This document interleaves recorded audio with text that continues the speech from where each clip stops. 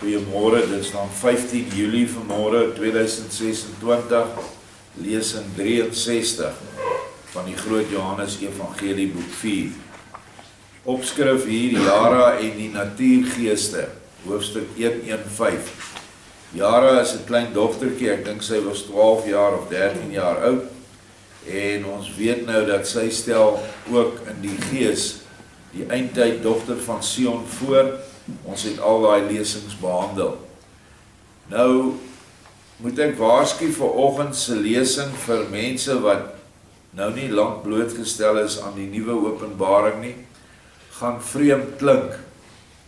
Maar ek verseker julle dat hierdie goed van ons Vader, van Yeshua afkom en dat dit waar is.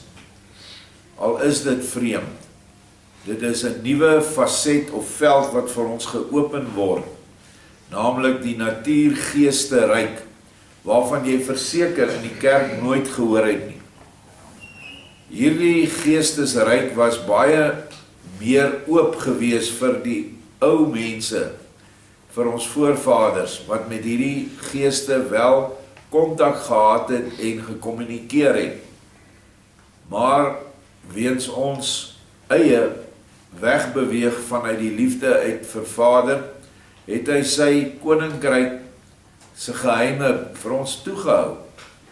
Daar het 'n bietjie van die goed deurgekom en ons sal gesels soos wat ons nou vanmôre lees. Ons gaan aan. Toe sê Jara wat langsaan sit en rus. Onthou in die vorige lesing, hy het nou al hierdie geeste vir hulle geopen. Almal het hulle oë toegemaak en nou deur die maagholte van hulle alsiende oog wat nou daar gesak het, sien hulle nou al hierdie dinge wat rondfladder om hulle. Maar meester, watter klein mannetjies is dit? Ek sien hulle uit die bos kom en nou staan hulle in kleurvolle groepe om ons heen. Enkele skyn 'n wasige kleed aan te hê. Die meeste is egter heeltemal naak en hulle is almal so groot soos kinders van skaars 2 jaar.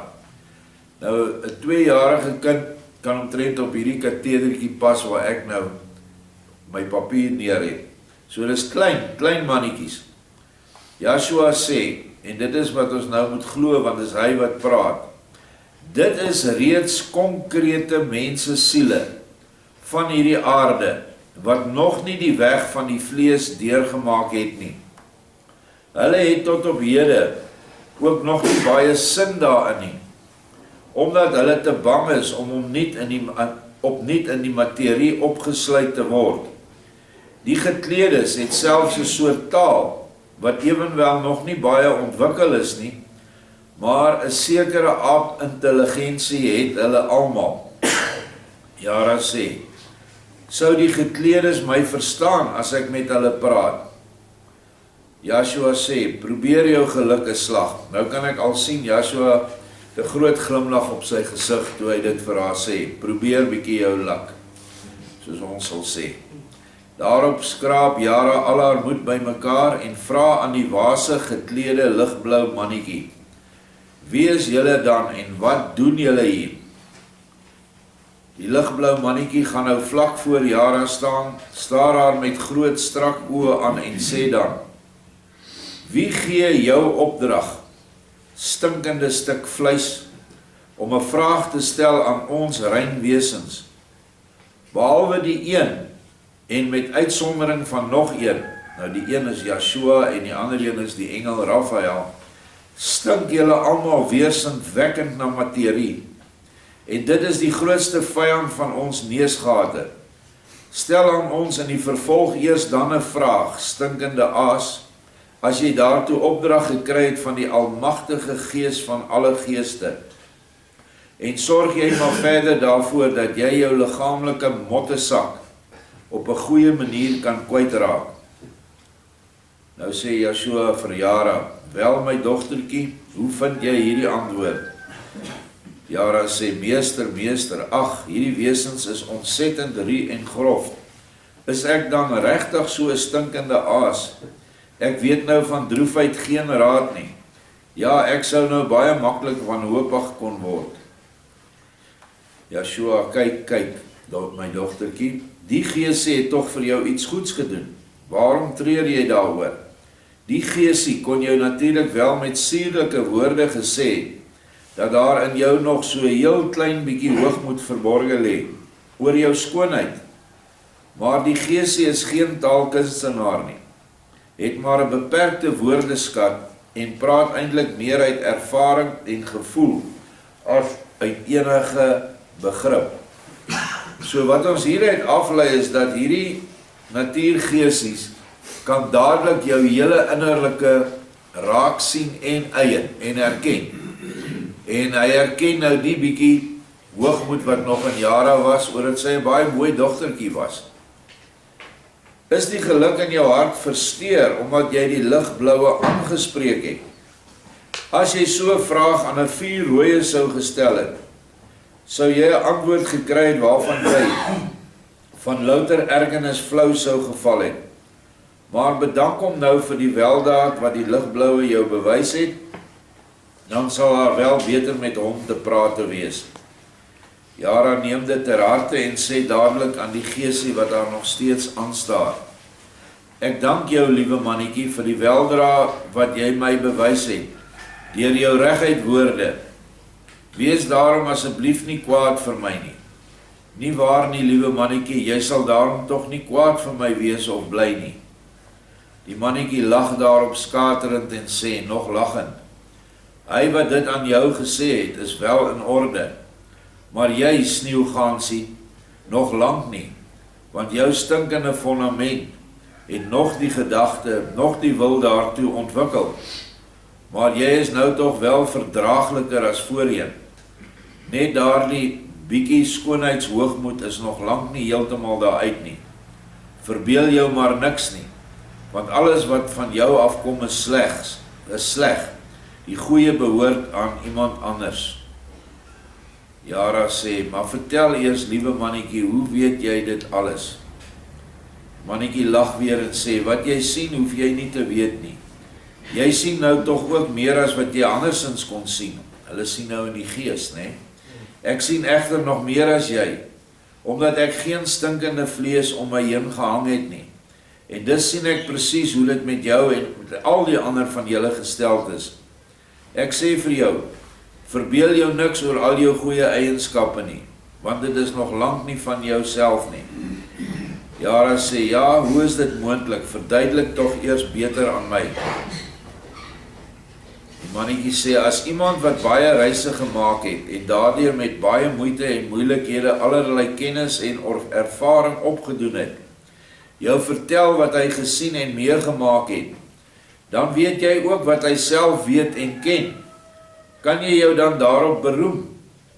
Dit wat jy nou meer weet as vroeër, is tog maar net 'n dubbele verdienste van die een wat ten eerste met baie moeite en baie opoffering die kennis en ervaring moeisaam versamel het, en ten tweede nog so goed was om dit alles aan jou getrou mee te deel.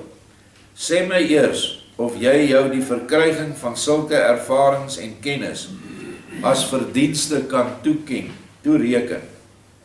Kyk, dan is jy maar net 'n met baie nuttige en goeie kennis en ervaring beskrewe boek, en nog lank geen wyse skrywer van die boek nie. Aan wie kom dan die eer toe vir die goeie wat in die boek geskryf staan? Aan die boek of aan hom wat dit alles daarin geskryf het? Kyk, jy is 'n goed beskrewe boek, maar nog lank geen skrywer nie. Verbeel jou daarom maar niks nie. Daarop lag die mannetjie weer en rig hom soos 'n veldheer of 'n generaal op en sê aan sy leer: As julle sat is daarvan om die geselskap aan te staar, trek ons weer verder, want hier stink dit vir my regtig te veel. Met een strek hulle weg en verdwyn in die bos. Ja, hier's baie lesse hieruit, dat die natuurgeeste glad nie, hierdie soort glad nie vlees kan verdra nie. Veral nie die vlees van 'n mens wat nog 'n wêreldse eienskappe in hulle ronddra nie. Hulle herken dit dadelik en dit is vir hulle walglik. Nou, die vraag is nou, hoekom is daar sulke wesentjies? Hoekom is hierdie natuurgeeste daar? Hierdie spesifieke mannetjies wat nou deur die eeue het dit na ons toe gekom in verhale wat ons veeverhale noem. Ek dink aan die broers Grimm, of Grimm, se boeke, waar jy lees van kaboutertjies en veetjies en van Sneeuwwitjie wat 7 dwergies gehad het wat saam met haar beweeg het. En as jy die prentjies sien en die verhale lees, dan sien jy hulle het ook grawe waarmee hulle loop, grawe en pikke en ander goed om in die materie te werk. En dit is waar jy hierdie manlike geesies vind, veral in die aardkors. Onthou, die materie van die aarde kan hulle nie teehou nie. Hy kan nou hier op die vloer staan en afsak en reg deur die aarde gaan. Hy het niks beperking nie. En Joshua verduidelik op ander plekke wat hulle hooftaak is. Hulle is eintlik myners. Hulle verryk die edelgesteente en edelmetale ruwe in die aarde wat ons weer ontgin. As dit nie vir hulle was nie, sou daar nie sulke ruwe gewees het nie. Ek weet is nou heeltemal anders as wat die geologie sê. Maar tog kan die geologie nie sê waar kom die goed vandaan nie. Hulle kan wel vir jou sê, ja, hierdie laag is soveel miljoen jaar gelede hier geplaas en boop nog ene. Maar hierdie wesenkies is daarmee besig. En ek het getuienis gekry van een van ons gemeentelede wat lank in die Vrystaat in myne gewerk het. Joshua sê dat hulle het 'n baie groot liefde vir brood en wyn. Die voedsel wat hy gekoppel het aan sy liggaam en sy siel. En hierdie ou sê, hulle was, al onder die myn het hulle nou 'n kantoor, daar's tog gange, is alles, julle weet hoe lyk dit onder in 'n myn. Hy sê, dan sluit ons daai broodjies van ons toe, my kos wat ek van die huis af bring is toebroodjies. Hy sê, niemand het daai sleutel nie, net ek. As ek daar kom, dan is daai broodjies weg. Hy sê, ek kon dit nooit verklaar nie. Eers toe ek die Lorber-boeke lees en van hierdie wesens kennis neem, toe besef ek, dis wat hulle doen. Hy sê, eendag het hy 'n gelag gehoor agter hom en daar was niks. Daar was nie 'n mens naby nie, hy was alleen in daai gang. En dit is verseker, hierdie mannetjies, want hulle kan nogal skaterlag. Dit is meer die manlike natuurgeeste. Die vroulike natuurgeeste lyk baie soos 'n naaldekoker. Almal het al naaldekokers gesien. Maar in steede van 'n inseklyf is dit 'n mensagtige lyf. En weer vind jy hierdie natuurgeeste, hierdie naaldekokeragtige natuurgeeste, vind jy weer baie in die natuurryk, in die planteryk.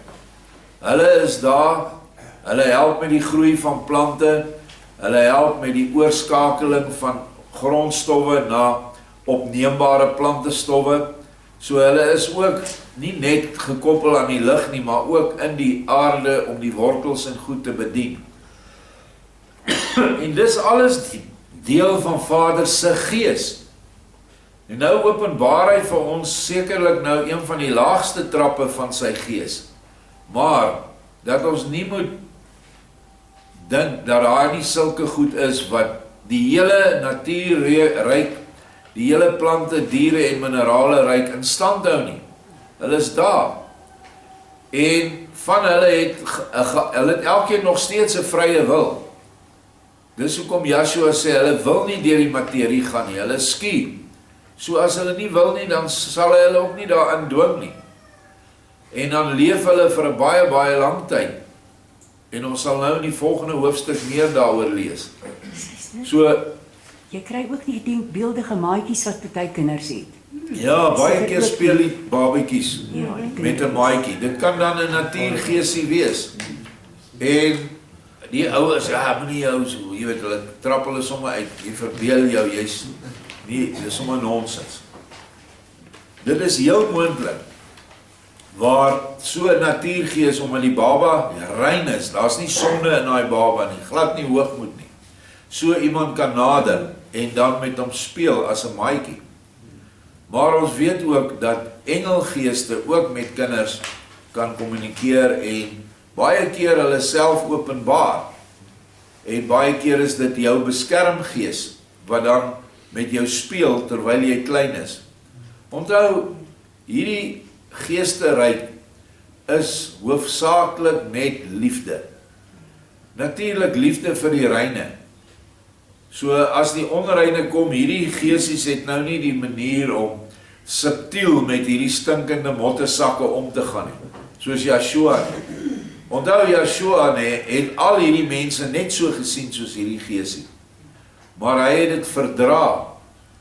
En hy het hulle lief gehad en hy het hulle gelei en geleer. En wat hierdie wesens nou nie die intellek het en ook nie die geestelike vermoë nie, omdat hulle baie, soos hy gesê het, aapagtig is in hulle bestaan. Vir hoofstuk 116, die wese en doen en late van natuurgeeste.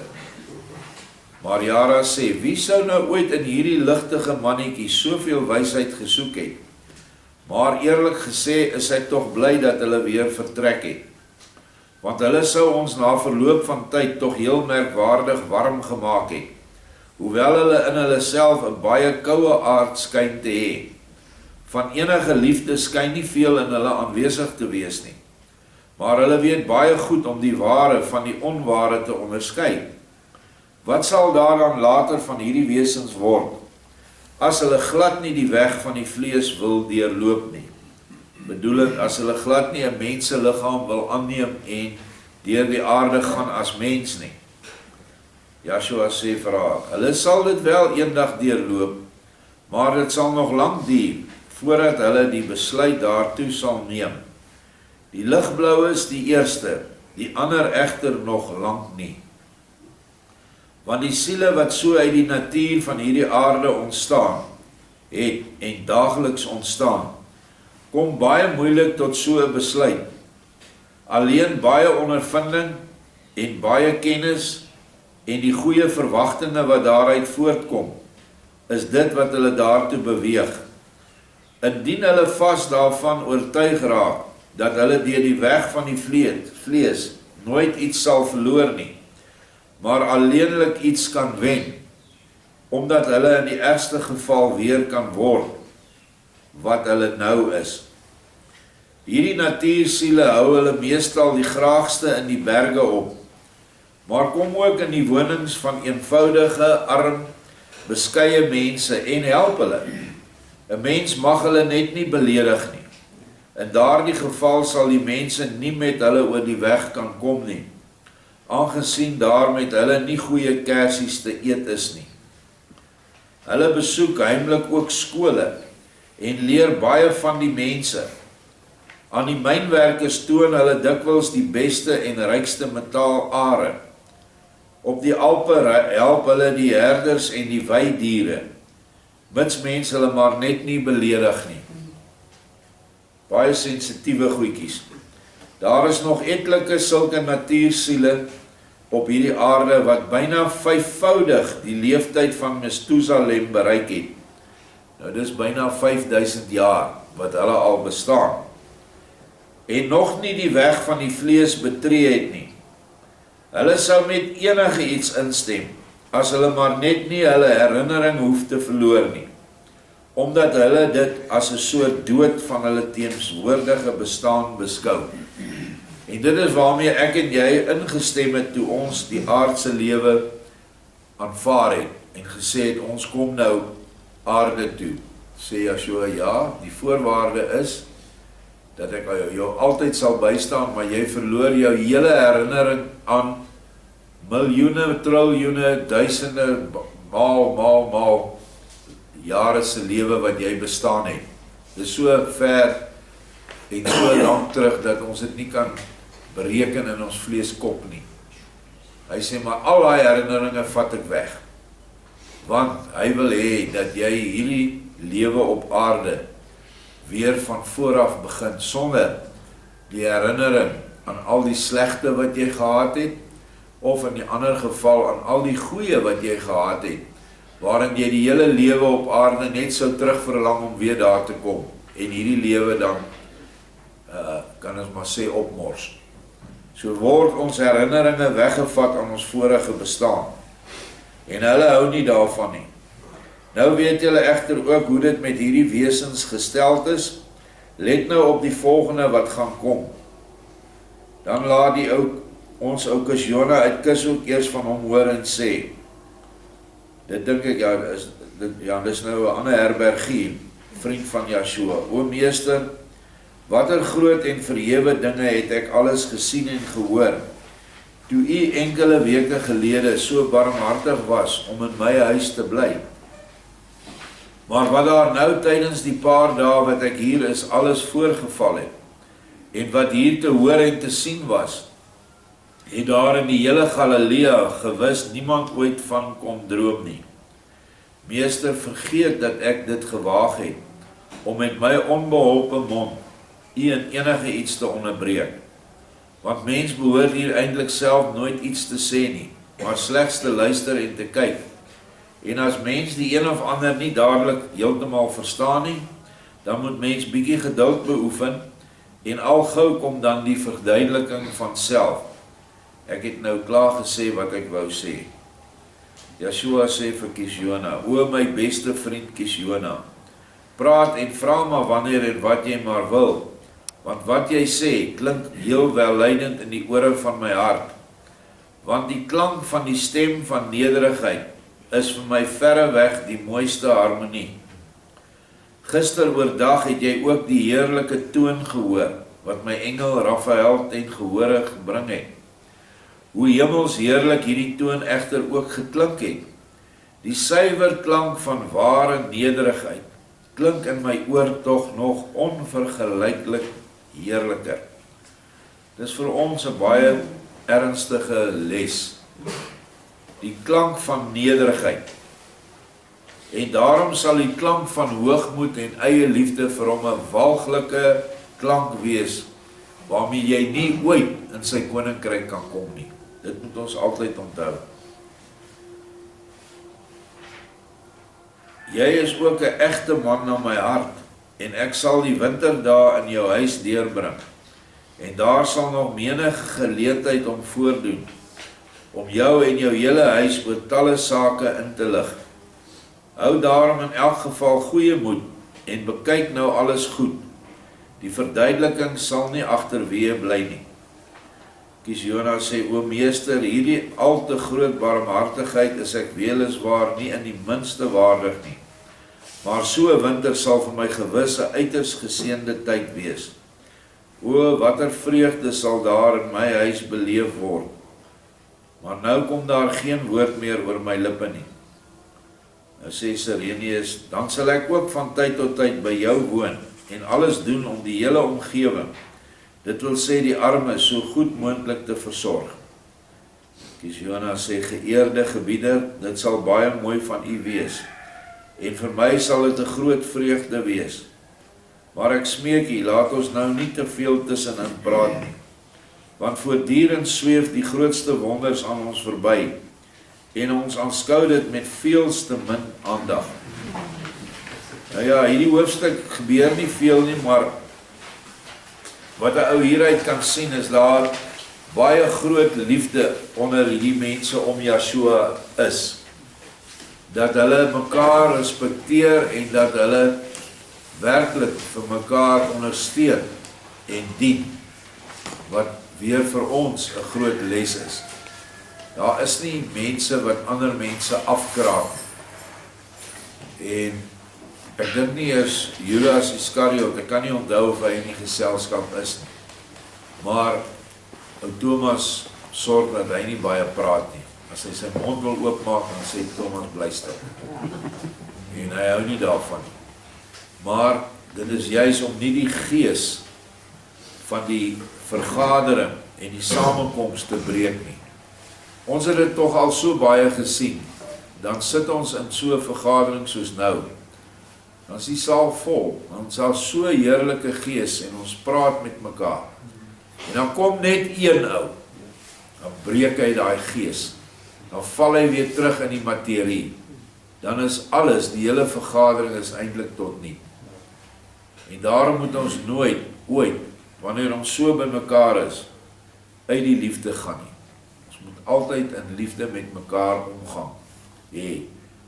En selfs op ons groepe, want dit is ook 'n vergadering wat ons het. Ons het 5 groepe, waarin ons hierdie goed stuur. En ons moet die grootste verdraagsaamheid aan die dag lê vir die mense wat daar is, soos wat Joshua vir ons hier leer. En ons moet nie soos hierdie kabouters wees nie, of hierdie natuurgeeste nie. Want ja, jy is reg. Nie wat jy sê is verkeerd nie, maar dis die manier waarop het gesê word gewoonlik, wat die gees breek. En dan kom daar twis en onmin. En dit is wat ons moet vermy. Want sodra twis en onmin inkom, dan is ongelukkig Satan by. Want nou kan hy, soos ons sê, hy kry 'n gap. En dan kom hy in. En daarom moet 'n mens maar altyd waaksaam wees, om nie hierdie karakter aan te neem van hierdie geesies nie. Want hulle het nog maar 'n baie, kan ons maar sê, hoogmoedige karakter. En die mense wat nou daar sit, is nog nie naaste by so rein soos daai geesies nie. Maar hulle moet nou nog die mottesak, wat hy van praat, met hulle oorwin. Dis hierdie vlees van ons, dis die mottesak. En as net nog iets wat ek nou raak gelees het, toe hy vir haar noem, sneeuwgaansie. Toe dink ek nou aan Sneeuwwitjie, dis mos die veeverhaal van die, is dit 'n meisie of 'n prinses, ek kan nie onthou nie, met die 7 dwergies. Koningse dogter, okay, maak dit baie sin. Nou ja, al daai goed, ons het so 'n boek oor die verhale, oor hierdie kinderverhale, wat die innerlike betekenis van elke ene gee, wat nogal mooi is. Soos Doringroosie, wat nou daar gelê en slaap het met die dorings toegedraai. Dis sy bruid, en dan kom die prins, en hy soen haar, en dan word hierdie goed van haar afgetrek, en dan staan sy op, en sy tree met hom in die huwelik. Dis Joshua en sy bruid. En so kan jy elkeen van die goed, kan jy gaan kyk, selfs Hansie en Griekie, is die volk, wat die broodkrummels is die woord, volg hulle. Maar uiteindelik, dan beland hulle in hierdie ou hekse huis, wat vreeslik mooi, vol lekker goed, en koekies en alles is, gaan hulle in. Dit stel die kerk voor, veral die Roomse kerk van daai tyd, wat so beklee is met al die lekker dinge. En as hulle daar binnenkom, word hulle gevang en wil hulle die vrou, wat natuurlik die kerk voorstel, die kerkleierskap, wil hulle nie oondruk, wil hulle geestelik doodmaak. So al hierdie goedjies is nie sommer net geskryf nie. Toe die vervolging van die ware kinders van Vader 'n hoogtepunt bereik het in Europa, mag die mens nooit die Bybel gelees het nie. Die Bybels was slegs bedoel vir die biskoppe en die kardinale en die paus. En nou moes die mense mekaar geestelike lesse gee, sonder dat hulle kon agterkom, dit kom in die Bybel. En dit is waar hierdie verhale ontstaan het, hierdie kinderverhale, wat eintlik, is diep kinderlik vir kinders, maar dit het ook 'n spoor van waarheid. Moet dit nie sommer afskiet nie. En ek dink nie, is iemand wat as kind nie die goed gekry het van hulle ouers of van die skool af nie. En dit is baie waardevol. En dit wys dan een ding ook, die trek van Israel, die 12 stamme deur Europa, wat dan hierdie verhale altyd in hulle oorleweringe gehou het.